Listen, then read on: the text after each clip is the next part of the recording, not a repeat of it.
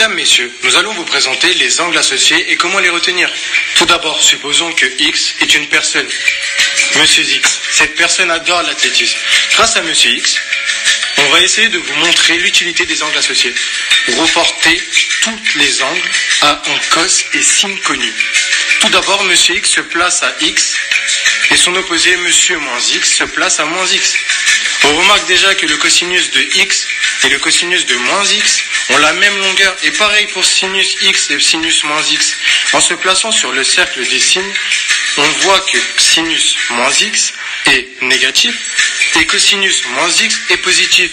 Donc cos moins X égale cos X et sin moins X égale moins sin X. Lorsque Monsieur X parcourt une distance de pi sur 2, on remarque que son sinus est égal au cosinus de ce même Monsieur X lorsqu'il était au point de départ.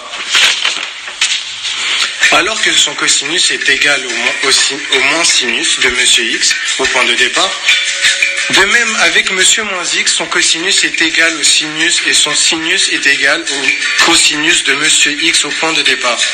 Finalement, lorsque ces deux messieurs parcourent une distance de pi, on remarque par juxtaposition à Monsieur X au point de départ que le sinus et le cosinus de Monsieur X à pi sont égaux, respectivement au moins cosinus et moins sinus de Monsieur X au point de départ.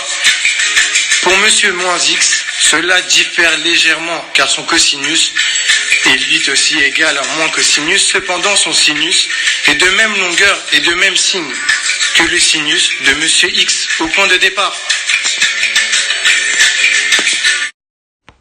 Maintenant que vous êtes au point, à vous de jouer. Si vous voulez d'autres astuces, contactez votre enseignant.